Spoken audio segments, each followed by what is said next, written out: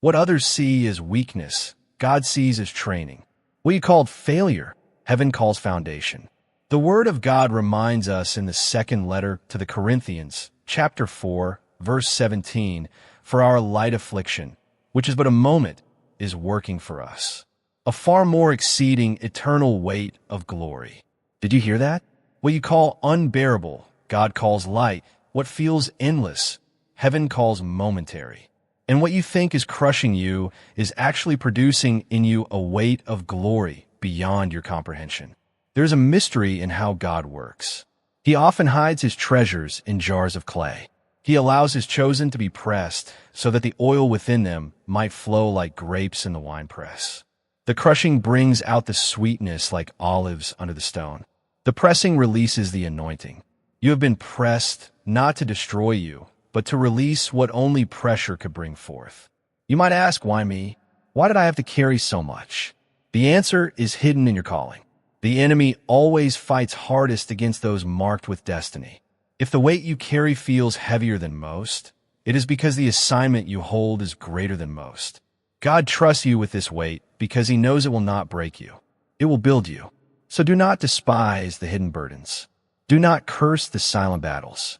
Each tear has watered the soil for future harvest. Each unanswered prayer has anchored your faith deeper than before. Each moment of isolation has been heaven's classroom, training you to rely not on applause, but on the whisper of the Spirit and chosen one. The day will come when you will stand before others who are drowning under their own invisible weights. You will look them in the eye and say, I know how that feels. I have been there, and I am living proof that you can rise again.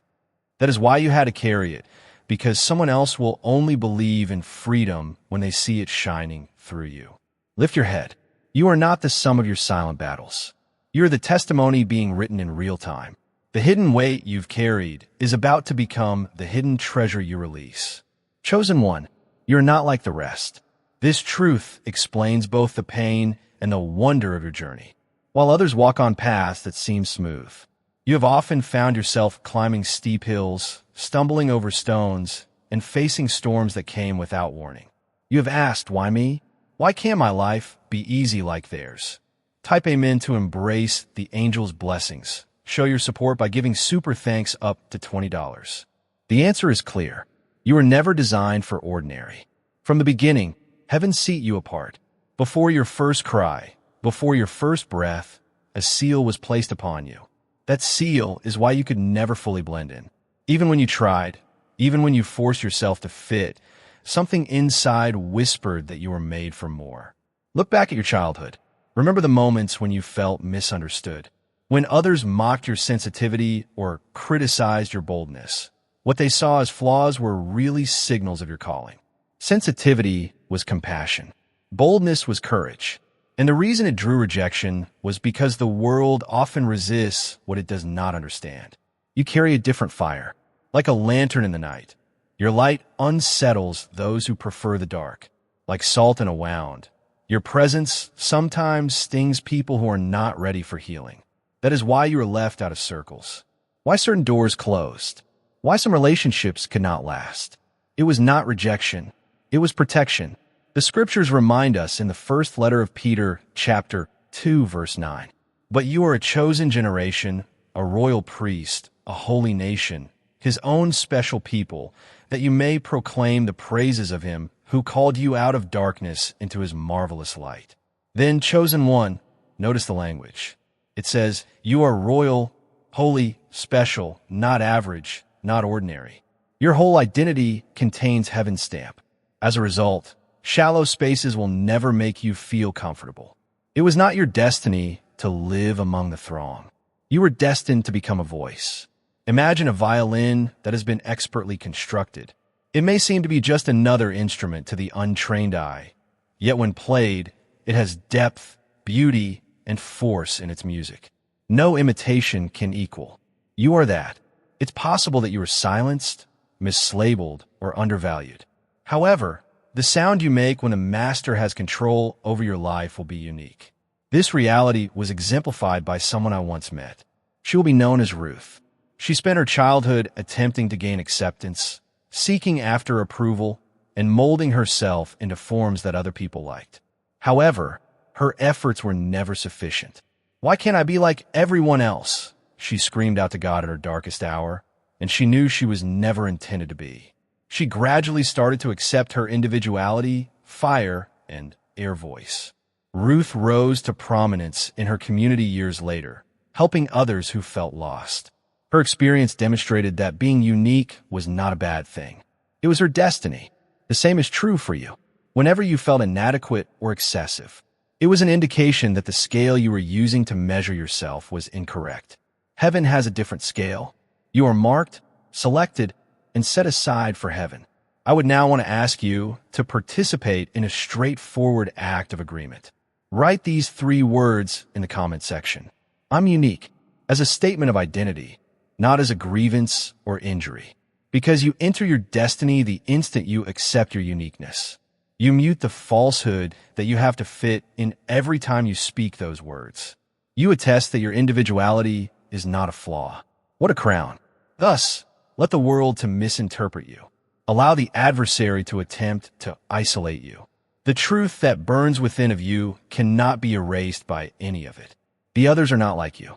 You have been selected, and being selected is more than sufficient. I am different when you write such words. You're doing more than simply posting a remark. Speaking into the environment is what you're doing. You are overcoming the comparison curse that has plagued you since you were a young person. You're stating that because heaven has already determined who you are, there is no room for discussion. And here is where its beauty lies. You will realize how every hardship, every setback, and every rejection push you closer to your goal if you accept your uniqueness. You'll be able to connect with those who need your light via the exact things that made you feel alone. Your fate depends on your choice. Don't ever again conceal what heaven has put within of you. There's a reason why the struggle in your life has been so unrelenting. Chosen one. Long before you completely understood your calling, darkness knew who you were. The level of resistance you have encountered is not arbitrary. It is the objective. Your destiny was seen by the adversary, who wanted to destroy it before it could take root. Consider the narrative of Moses. Pharaoh ordered the execution of every Hebrew child before he ever led the Israelites out of Egypt, and before he ever performed miracles. Why? Because the adversary dreaded Moses' potential even as a newborn. Additionally, King Herod ordered the slaughter of infants in Bethlehem later in the life of Jesus. Why again? Because the idea of the Messiah's mission made the darkness shudder even before he took his first steps. Similarly, the conflict in your life has served as proof of your value. When there is no danger, the adversary does not expend energy on them, but he hits early, hard, and frequently while your light has the ability to thwart his goals. Because of this, treachery appeared in unexpected places. Loss was thus more painful than you had anticipated. Because of this, your dreams were rejected before they were ever born. Here's something the enemy didn't realize you survived, however. You didn't remain shattered, even though it seemed like parts of your soul were falling apart. You didn't give up entirely, even while your hope was dying.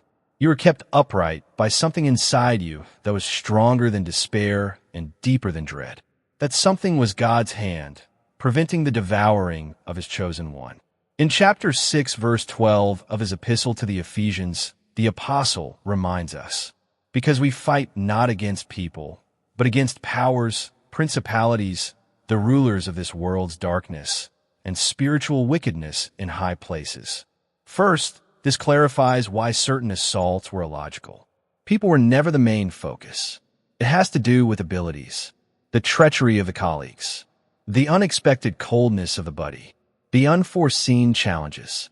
These weren't the real source. They were tools. Darkness is aware of your task and has made every effort to suffocate it. Here's the conundrum, however. Your resilience has been exposed by each assault. The fact that you are intolerable has been proven by every effort to bury you. You are scarred because you have been through fire. Yes, but wisely as well. You've experienced floods that ought to have carried you away. You are live evidence that the selected ones are impervious to drowning, nevertheless. There was a guy called Samuel that I used to know. His whole existence seemed like a succession of surprise attacks. When he was a youngster, his father left him. He experienced rejection throughout his adolescence. Additionally, all of his mature endeavors failed. If he was cursed, Samuel used to wonder. However, everything changed when he felt God speak to him one day when he was reading the Bible. "You are not cursed. You are targeted." The weight of his fate was confirmed to Samuel when he recognized that the intensity of his battle was a backhanded compliment from the adversary. Years later, Samuel spoke for many others, showing them how to bravely face spiritual battle. His tale is similar to yours. Selected 1. Give this some thought. Darkness is at risk from you. You don't know how much the opponent fears your potential. Unseen objects are shaken by your petitions. Atmospheres are disturbed by you. Knowing what you hold, powers are uneasy even when you remain silent. You cannot afford to undervalue yourself because of this. All too often, you've seen insignificance, weakness, or failure in your mirror. However, the conflict around you conveys a different message. If heaven hadn't heavily crowned you, hell wouldn't battle you so hard. Imagine carrying a torch across a cavern. Each stride it takes, shadows move. You are that. Whether you realize it or not, light changes the mood of every space you go into. Additionally, your flame will be brighter in a darker environment. It seems since that resistance has been unrelenting. You are carrying a flame for more than just yourself. It is intended for those who are still fumbling in the dark. You could still experience the weariness of persistent opposition, the sting of scars, and the anguish of unresolved questions. But there's a reason for even that suffering. It keeps you awake. It helps you remember that the fight is real and keeps you relying on God. Pick one. Don't hate the battle. Your crown is proven by the struggle. So raise your head. Dispel the myths that you are forgotten or weak. You've been marked. Heaven is watching you, and hell is afraid of you. Though it also knows your demise, darkness knows your name, because triumph is your end. Selected 1. It's possible that the world saw your stillness and thought it was meaningless. They noticed your delay. They saw your retreat. They also believed it to be weakness. However, God noticed something else. He saw order. He observed restraint. He noticed you. Refrain from reacting violently when you're hurt, responding angrily when you're made fun of, or snapping under duress. You never squandered your quiet. Heaven kept track of every second you choose to put up with rather than fight back. And those silent decisions that most people don't notice have turned into loud declarations in front of God. Few people realize that stillness has a certain charm. It is comparable to the soil in which seeds are concealed. Nothing seems to happen at first. However, roots are growing under the surface. Life is expanding, and the fruit will eventually show up. Your patience has been the root system, and your quiet was the dirt. The fruit will soon be indisputable. The book of Proverbs, chapter 17, verse 27, serves as a reminder. The knowledgeable person uses words sparingly, and everyone with comprehension is calm. Oh, you are demonstrating your wisdom each time you refrain from speaking when your rage threatened to erupt. You've shown strength each time you maintained your composure in the face of accusations. Additionally, you gave God the opportunity to protect you each time you choose to remain silent rather than defend yourself. Allow me to share a tale with you about a guy called Daniel. Not the ancient prophet, but a contemporary Daniel. He was often neglected in talks, passed over for promotions, and disregarded at work. His silence was interpreted as a sign of his lack of ambition. Nevertheless, Daniel learned, grew, and prayed throughout those quiet years. He was unquestionably prepared when the time arrived. Others began to require what others neglected. Daniel's strength stemmed from his quiet. Selected 1. It might have been you. In some interactions, you had the opportunity to assert your value. But instead, you opted for calm dignity. Where you may have pleaded for approval, you were rejected. However, you remained still. Are you aware of what it implies? Heaven will be able to trust you with power, because those who are able to remain quiet while waiting won't abuse their voice when the time comes. Now that this message is flowing into your heart, I would want to take a moment to gently ask, not as a request or an obligation, but as an invitation. Would you think about stitching into this piece if the words you hear here offer you power and have been like water in a dry place? Consider it this way. It doesn't fuel itself when a light shines in the dark. To continue burning, it requires oil. Similarly, these signals are comparable to bulbs on a stand. If you feel the warmth of the light, if it helps guide your feet, you are free to pour oil into it via gift, not out of pressure, but out of love.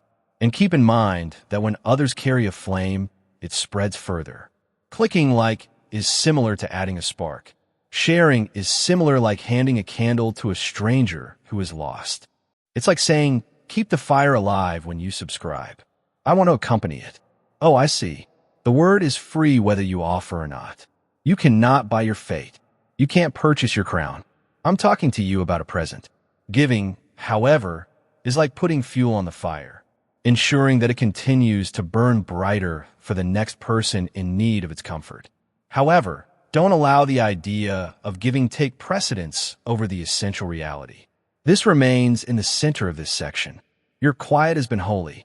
Heaven's design incorporates the times you believed were squandered. They weren't ignoring you. You were getting ready. They weren't silencing you. They were strengthening you. I thus urge you to keep your heart mild while you process this. Continue to exercise restraint. Even if the world interprets it as weakness, the quiet will eventually speak. The fruit of your patience will be seen by many. You didn't squander your quiet. Selected one. Strength was conceived in the womb. Your voice will soon rise as a song of triumph rather than a scream of suffering. Your weapon has been sharpened by your voyage through quiet. When the time is right, your words will cut through falsehoods with truth, through confusion with clarity, and through despair with hope.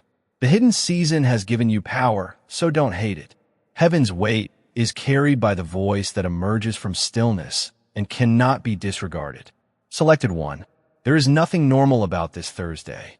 Your very steps are touched by its weight, prophetic alignment, and collision of time and eternity.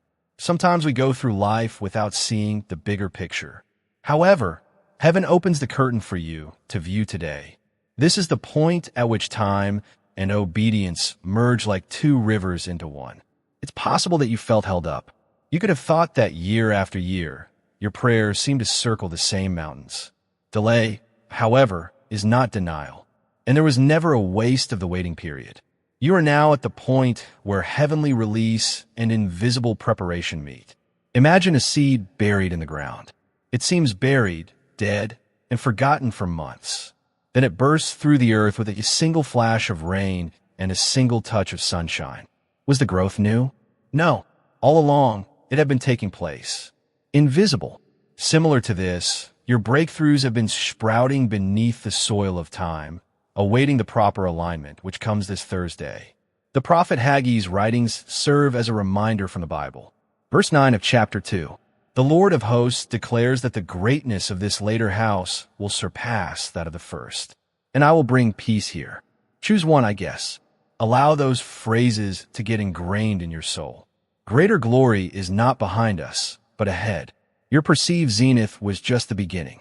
What you believed to be a chapter's conclusion was really the start of a new book. And part of the promise is serenity that is unwaveringly sentient from above.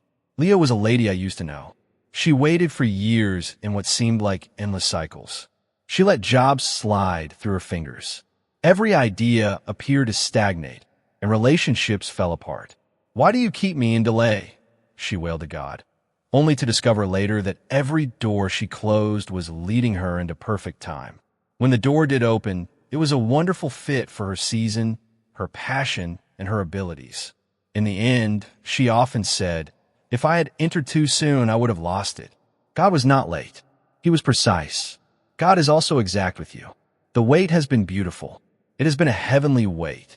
A prophetic sign that your hidden season is about to become revealed is this Thursday. Consider a train at a station, waiting. It seems to be still, unmoving, and almost forgotten.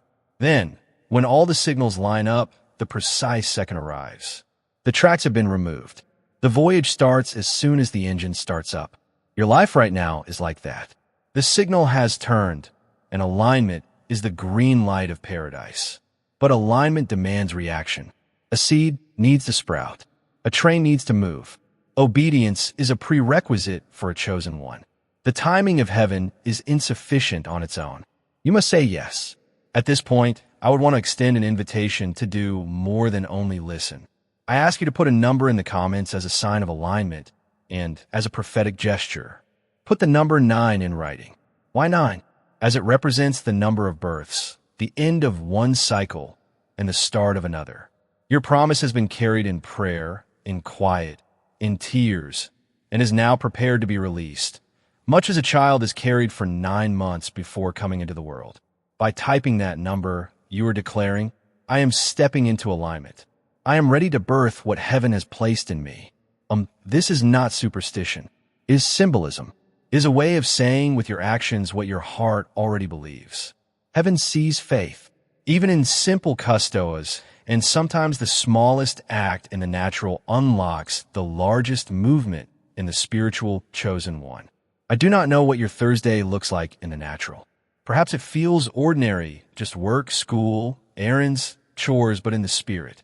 This Thursday is a hinge, and your yes is the door that swings open. Do not underestimate it.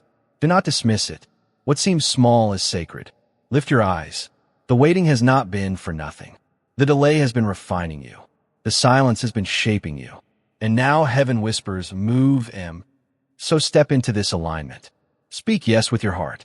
Mark this moment not with fear, but with faith, for the glory of the latter shall indeed be greater than the former. And peace is your portion. Chosen one, there is something you must understand about the nature of delay. Delay is not just a matter of time. It is a matter of spirit. When you postpone your obedience, you are not simply pausing your life. You are standing still while heaven keeps moving forward.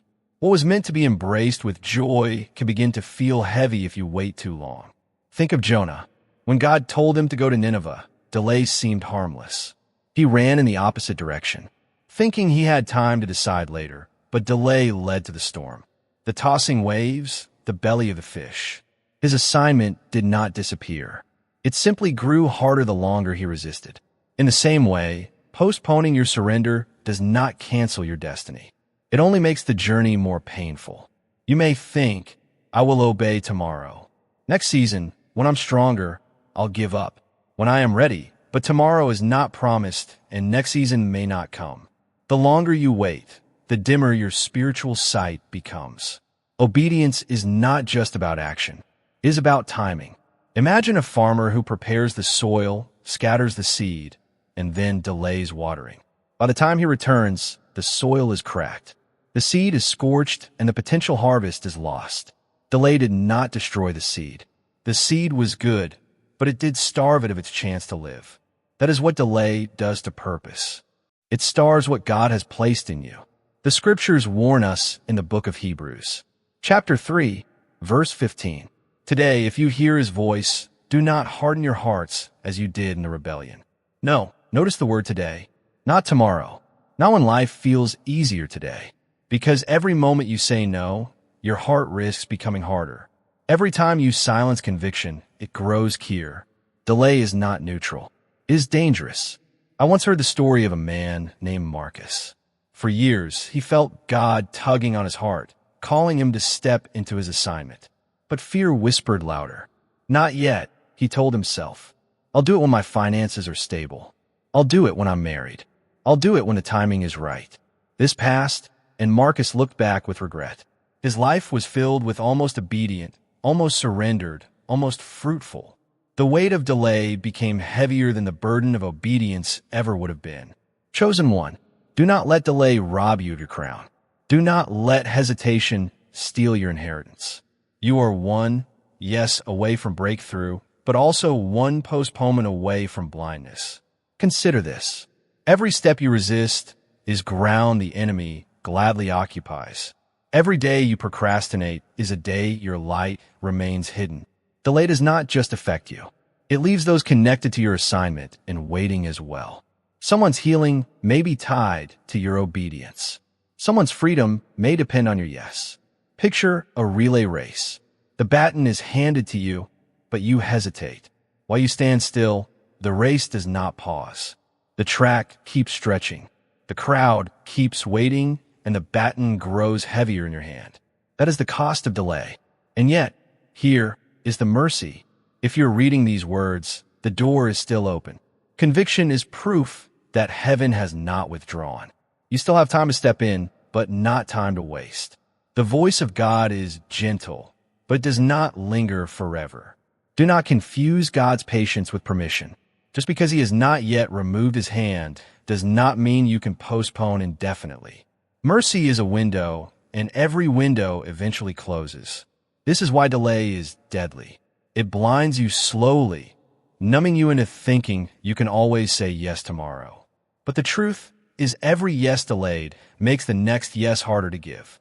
So let your heart awaken. This is not about rushing in fear, but moving in faith. The longer you wait, the more costly the journey becomes. The sooner you obey, the more grace you will find. Chosen one, lift your eyes and see the truth. Obedience delayed is destiny denied. Your tomorrow depends on your today. Heaven is not calling you to wait. It is calling you to walk. Do not stand at the edge of your promise and hesitate. The water will not part until you step in, and the mountain will not move until you speak to it. This is your moment. Refuse to linger and delay. For what waits on the other side of obedience is greater than anything hesitation could ever offer. Chosen one, though delay is dangerous, there is still a tender truth you must hold on to. Mercy's window remains open. If you can still feel conviction, if you can still sense the stirring of the Spirit within you, then heaven has not withdrawn its hand. That stirring is not guilt. It is grace. It is evidence that you're still being pursued, still being invited, still being given the chance to step into your calling. There are some who no longer feel that tug. Their hearts have grown cold, their ears deaf to the whisper of God. To them, conviction feels foreign because rebellion has numbed their spirit. But you, yes, you are proof that the Father has not given up. The very ache you feel, the restlessness in your soul, is a sign that heaven's door has not shut. Mercy is not weakness. Mercy is strength restrained. It is the hand of God choosing not to strike when he has every right to. It is the shepherd leaving the 99 to search for the one. Mercy is the delay of judgment, not its absence. The scriptures remind us in the book of Lamentations 3, ES 22-23. It is of the Lord's mercies that we are not consumed, because his compassions fail. Not they are new every morning. Great is your faithfulness. Every sunrise you have witnessed has been a sermon in itself.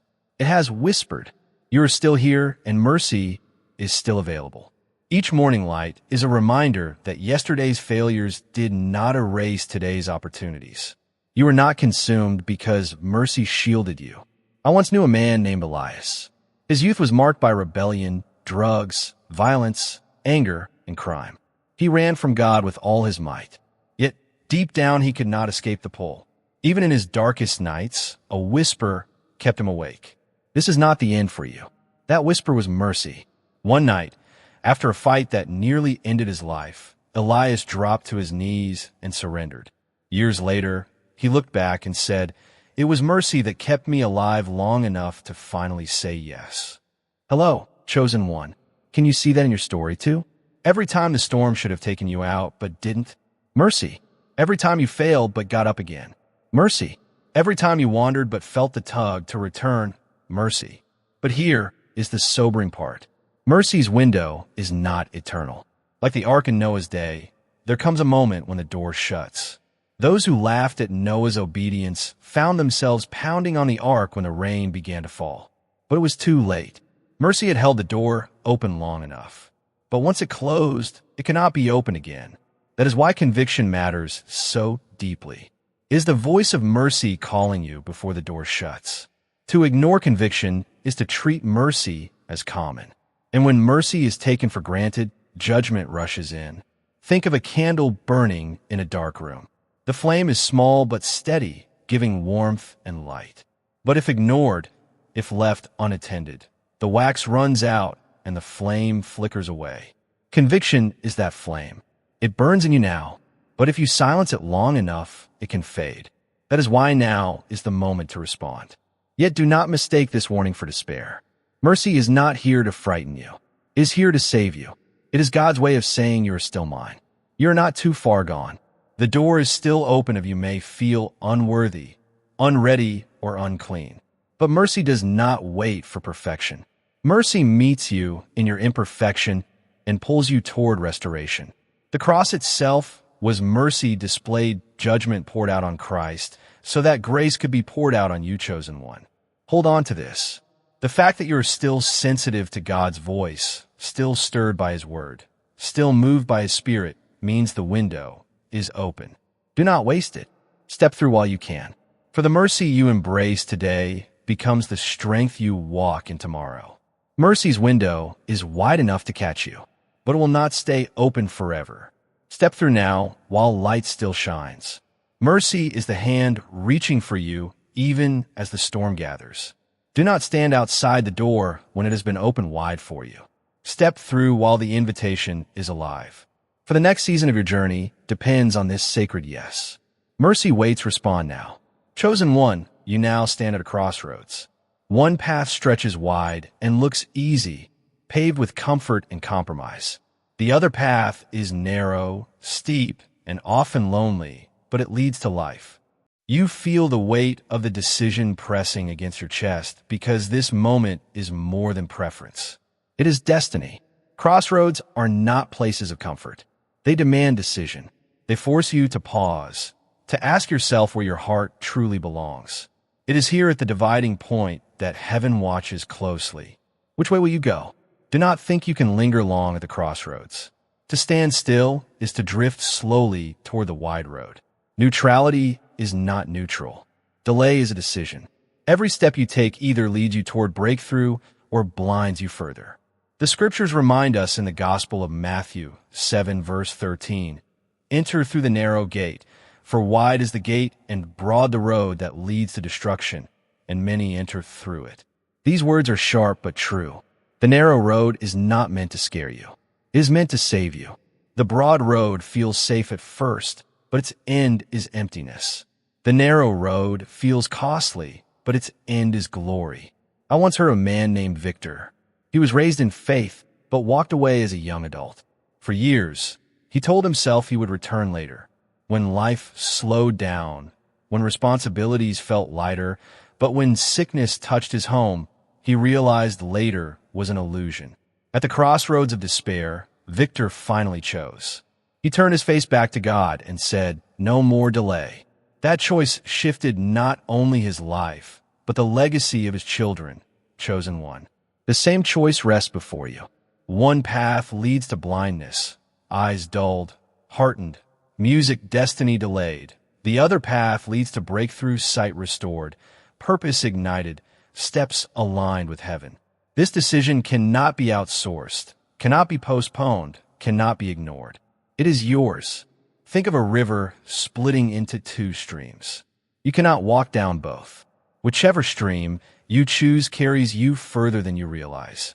A small choice today becomes a current that shapes your entire tomorrow. That is the power of a crossroads.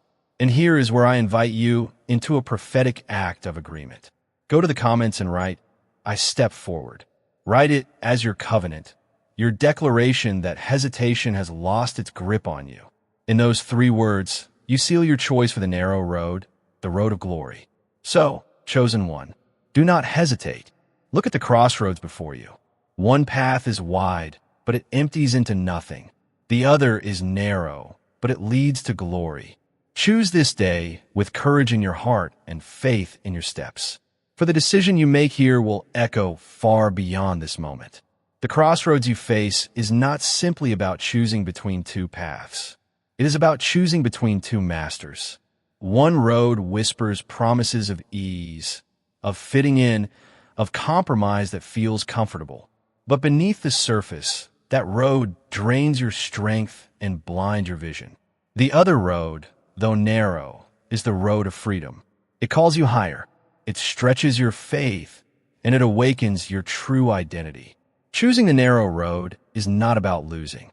It is about finally living. Think about a sculptor chiseling away at a block of stone.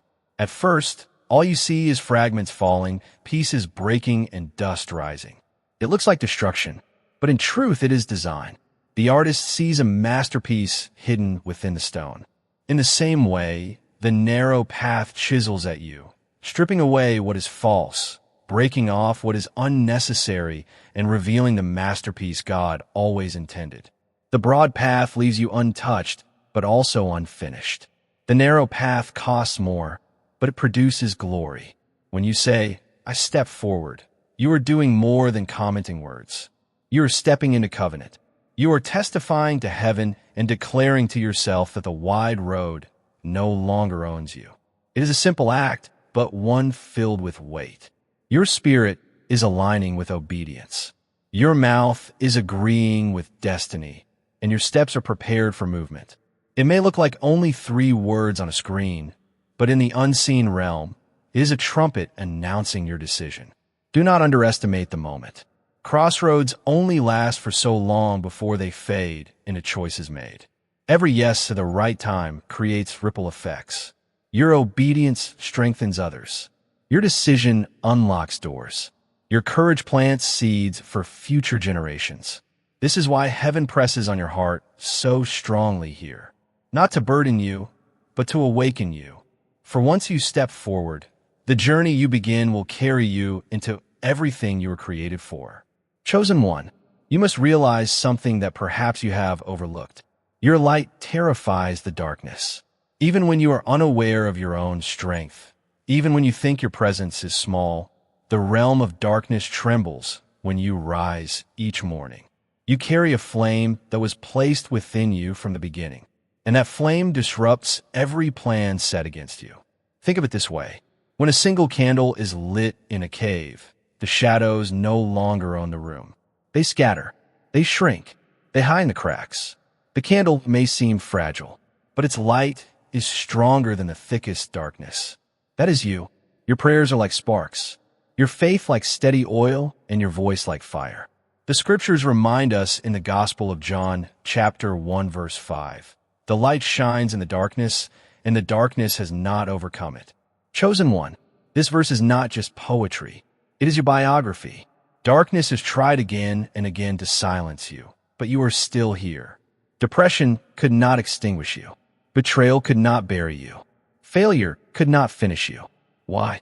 Because the flame inside you is not of this world. It is heaven's fire. I once heard of a woman named Sophia. She felt invisible in her workplace and unseen in her own home. Yet she carried a habit of whispering prayers in every room she entered. She thought no one noticed, but years later, a sea worker confessed that her very presence always shifted the atmosphere, that arguments calmed when she walked in, and that despair lifted when she simply smiled. Sophia realized what she carried, light that cannot be hidden. Chosen one, that is also you. You may think your impact is small, but your light reaches further than you imagine. Every kind word you speak is like water in a desert. Every prayer you whisper is like a match struck in a midnight hour. Every step you take is like a torch being carried for those still lost in shadow. And here I want to pause gently, not to command, not to pressure, but to invite. If this message feels like light in your own night, if it reminds you of the fire within you, consider adding oil to this flame. You can do this by liking, sharing, and subscribing simple acts that help this light reach further. Each click is like lifting the lamp higher so that more eyes can see in the dark. And if your heart feels moved in gratitude, you may also choose to donate, not because you must, but because you can. Think of a fireplace in winter. Those who gather near it feel warmth because someone took the time to add wood to the fire. In the same way, your giving is wood upon this fire, ensuring that the flame continues to burn for others who are cold and weary. Understand this clearly. Your destiny is not tied to whether you give or not. This word is still free, but giving is a beautiful choice. It is participation in something greater than yourself. It is saying, I don't just receive this light. I want it to spread. And isn't that what chosen ones do? They carry light not just for themselves, but for others. You are not here to survive with a small flame. You are here to ignite torches, to set others ablaze, to terrify the darkness on every side. Imagine a lighthouse standing tall on a cliff. Ships tossed by storms see its glow and find their way to shore. The lighthouse does not chase after ships. It simply shines where it is placed. That is you. You shine where God planted you. And those who are lost find direction. So if this word resonates in your spirit, then lift the flame higher. Click like, share this message, subscribe to stay connected, and if you feel led, pour oil into the lamp through giving. Not demanded, only invited, not required, but welcomed. Chosen one, remember this truth. Darkness knows your name, but it fears your flame. You're not fragile. You are fire. And when you step into a room, light walks in with you. Chosen one. Never doubt the reach of your glow. A single flame can start a wildfire, and one spark can ignite an entire forest. What you carry is contagious hope, faith, courage. And when you shine, others remember that they too were created for light. So guard this fire, nurture it, and refuse to let the winds of doubt blow it out. Your light is not accidental. It is strategic. Heaven placed it in you for such a time as this to drive back shadows and guide others home. Chosen one, there is something sacred and unshakable about covenant. It is more than a promise. It is a seal, an unbreakable bond between heaven and those he has set apart. When God marks someone with covenant, he also places upon them a crown often unseen by men, but unmistakable in the spirit. You carry this mark, even when you feel ordinary, even when the mirror reflects weakness. Your spirit bears the imprint of divine favor. The crown you carry is not one of gold or jewels, but of authority and identity. Earthly crowns rust and fade, but this one cannot be stolen, tarnished, or lost. It was placed on you not because of your perfection, but because of his purpose. You were chosen, sealed, and crowned long before you could earn or deserve it. Think of David, the shepherd boy. When Samuel anointed him with oil, he did not look like a king.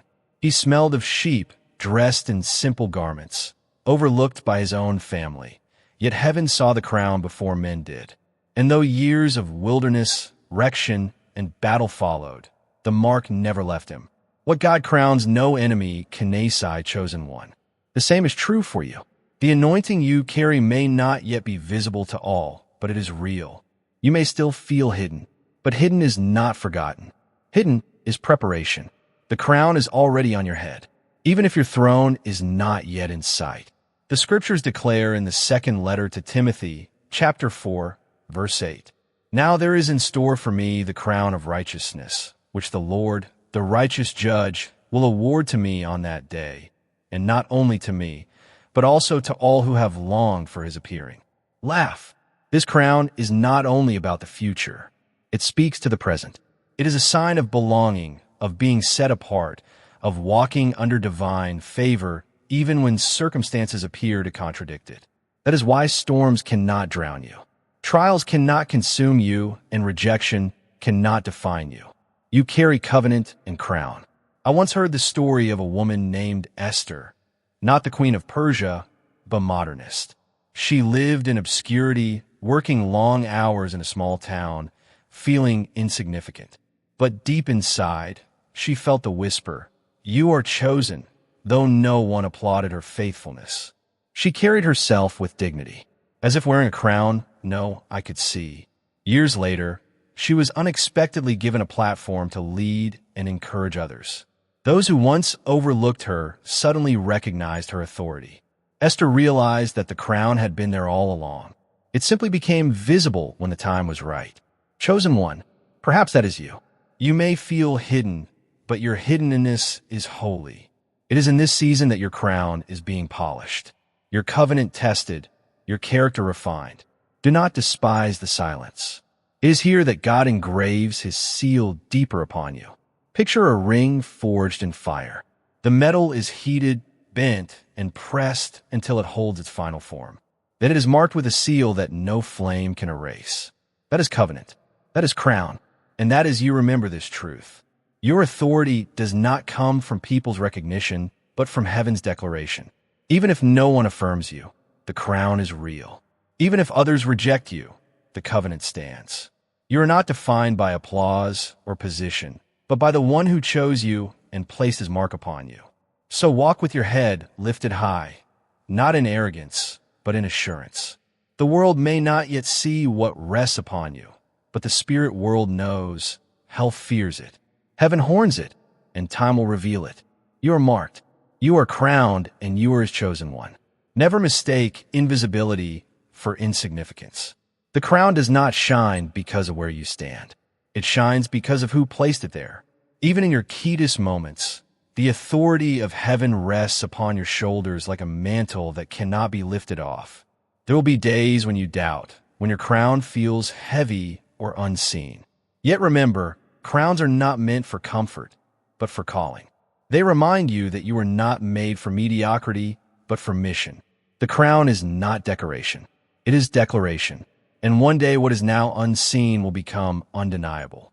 The world will recognize what heaven already knows, that you are not ordinary.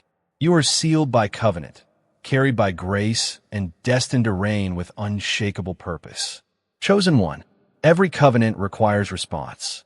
Every crown placed upon a head calls for agreement from the heart. And one of the most powerful ways you can align yourself with what heaven is doing is through declaration. Not only with your voice, but also with simple prophetic acts that carry meaning. What you say, what you write, what you declare. These things matter. The spiritual realm responds to agreement when you echo what heaven has already spoken. You invite those words to become flesh in your life. Silence may be safe, but declaration is power. Think of the walls of Jericho for days. Israel walked around them in silence. But on the seventh day, with a loud shout, the walls fell. What toppled the stones was not human strength, but obedience expressed through a declaration. Their act in the natural triggered a breakthrough in the spiritual.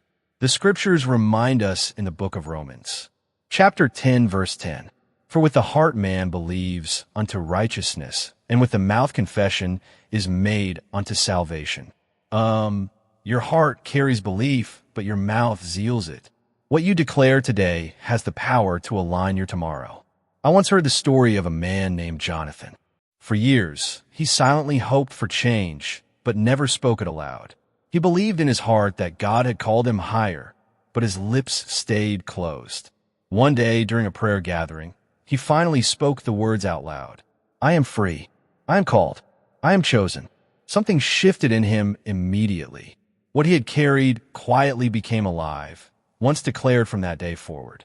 Courage replaced fear, and his steps carried a new authority, chosen one. This is why I invite you into a prophetic act even now.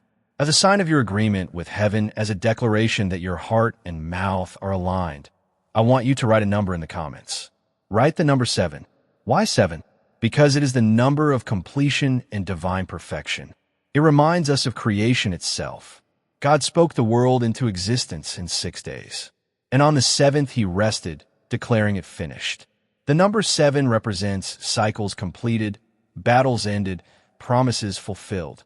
By typing that number, you are declaring that certain battles in your life are finished, that the season of incom completion is over, and that God is perfecting what he began in you. Do not underestimate this simple act. When you write 7, you're not just typing a digit. You are declaring, "I am stepping into divine order. I'm on board with finishing. I believe the work he started in me will be perfected." No, picture a key sliding into a lock. Small in size, simple in shape, yet powerful enough to open a door. That is what this number is. It is not the power itself, but it represents the alignment that unlocks by typing it. You're placing your key into heaven's lock and declaring open end. And there's something else hidden here. The number 7 not only represents completion, but also covenant. In Hebrew tradition, to swear an oath was literally to seven oneself. It was the seal of agreement by declaring city. You're sealing yourself in covenant again, saying, "I will not break faith. I will not wander. I am bound to the one who called me." So take this moment seriously. Whisper a prayer in your heart. Then let your hand confirm it in the comments. Write the number with faith, knowing that this simple act is more than text. It is testimony. It is covenant renewed. Chosen one, heaven is watching your agreement. Angels are attentive to your words. The Spirit bears witness to your declarations. Do not let this moment pass by in silence. What you declare today will echo far longer than you realize. Step into alignment. Step into completion. Step into covenant. And let the number 7 be your seal. When you write 7, you are also reminding your soul that God finishes what he starts. The unfinished stories in your life, the prayers that seemed unanswered, the dreams still waiting. He is not forgotten. 7 is your reminder that completion is coming. It also speaks of rest. On the 7th day, God rested not because he was tired, but because his work was whole. In the same way, you are invited into rest, trusting that what you could not fix by striving, he will complete by grace. And lastly, 7 points to covenant faithfulness. God's promises are not fragile. They do not break like human words. By declaring this number, you anchor yourself again to his unchanging faithfulness. The covenant that cannot be undone. Chosen one, the fire you have walked through has not been random. It has been refining fire. The kind that does not consume, but purifies. The kind that strips away what was never meant to remain and reveals what is unshakable. You may have seen your trials as punishment, but in truth they have been preparation.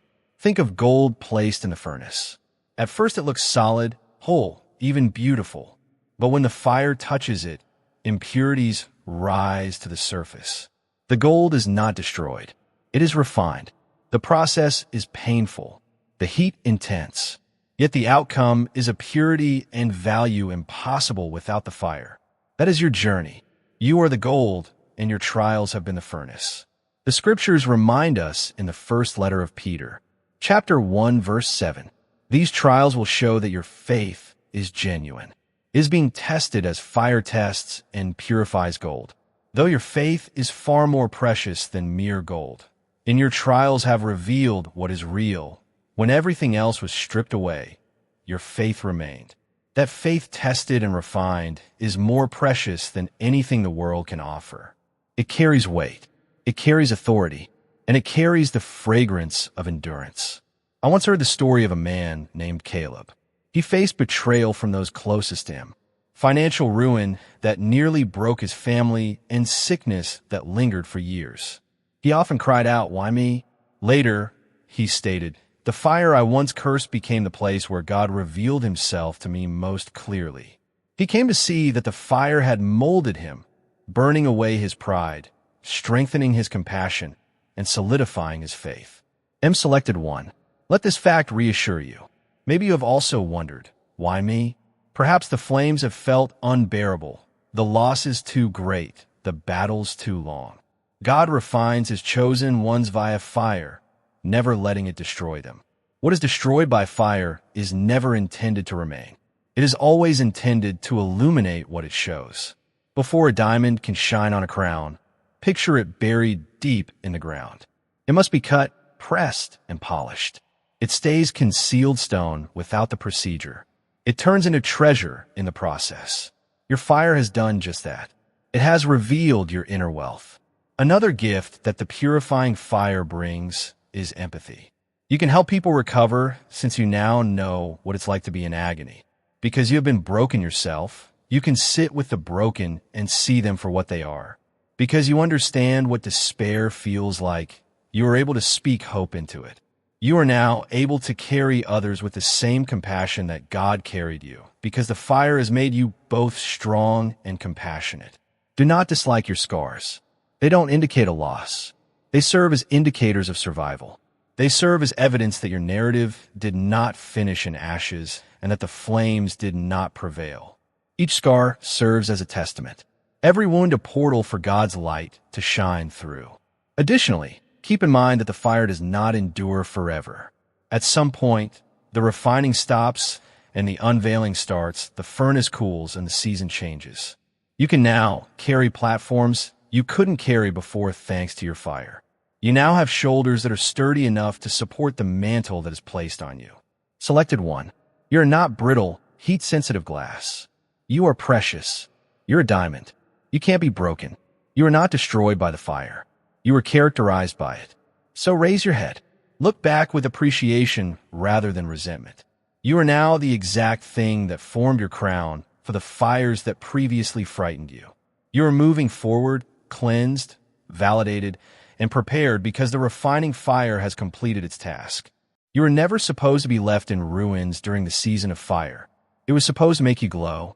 The seemingly insurmountable heat was strengthening your fortitude and etching a depth into your spirit that nothing else could. What seemed like devastation is now seen to be intentional. Your perseverance in the face of the flames has left a legacy that cannot be erased. Every struggle turned into a line. Every tear turned into ink. Every triumph is a chapter. Your statements now have the weight of a chosen one who has been tried and found to be trustworthy. You emerge from the fire as a vessel cleansed for greater glory rather than the same person who entered. The fire was your teacher, and its teachings will illuminate your road forward. The path you have taken, chosen one, through quiet valleys, refinement flames, and resistance battles, has not been only about you. It's been about something bigger, something more expansive, something timeless. You are a member of a burgeoning army, a remnant distinguished not by numbers, but by purity, not by volume, but by genuineness. This army is equipped with faith, prayer, and unwavering perseverance rather than swords or iron shields. Darkness is frightened by this kind of army, due to spiritual authority rather than physical prowess. Each member bears wounds as evidence of survival, oil as proof of pressing, and flames as proof of refining. When they band together, they can't be stopped. The book of Joel, chapter 2, verse 7, serves as a reminder. Like warriors, they charge. Like troops, they climb walls. They all march forward. They don't deviate from their course. The remnant of which you are a member, is shown in this prophecy. Your calling is not unique to you. Across generations and between countries, two designated ones, selected ones, who are blazing with the same flame, are ascending. You may feel solitary, yet in actuality, you are linked to a body greater than you can comprehend. I once heard of a guy called Peter who was persecuted for years because of his religion. He was not the ancient apostle. He believed he was standing alone for a long time. One day, however, he came across those who had endured the same hardships, bore the same wounds, and walked with the same fortitude. The realization gave him the resolve to continue. As he later said, "For the first time I realized I was not just surviving, I was part of an army." Selected one, you are the owner of that same realization. Though they may seem personal, the struggles you encounter are common. Those who are designated for heaven's purposes share the difficulties you face, even if they may seem unique to you. This explains why you're attracted to others who share your passion, to religious groups, and to phrases like these. You're identifying your comrades. Furthermore, this army's ascent is not a peaceful one. It sounds like the thunder of a lot of water, a movement that disarms powers and trembles principalities. Darkness cannot resist the wave created by the multitudes of prayers murmured in secret chambers. Imagine a field at night, each individual carrying a solitary torch. Only a few steps are illuminated by the lamp alone. However, the field becomes as brilliant as day as thousands of people raise their flames together. When those who have been selected stand shoulder to shoulder, that is what occurs. The darkness is disturbed by your light alone, but when combined with others, it is totally destroyed. This army's development also entails accountability.